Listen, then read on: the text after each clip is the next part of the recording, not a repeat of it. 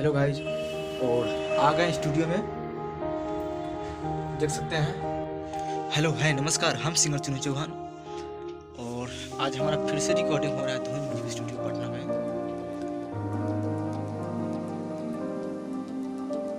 और अभी फ़िलहाल कोई नहीं है, तो अभी बैठे हुए हैं और अभी टार्जन सर का अभी वेट कर रहे हैं। अब कब आएंगे कब नहीं। अभी लमसम 6 अभी बज रहा है, शाम को 6 बज रहा है अभी, और देख सकते हैं अभी कोई नहीं है। और आज लोकगीत आज रिकॉर्डिंग होने वाला है, तो आप लोग के बीच जितना गाना रिकॉर्ड हो रहा है सुनने के मिलेगा। फिर मिलेंगे अगले वीडियो में,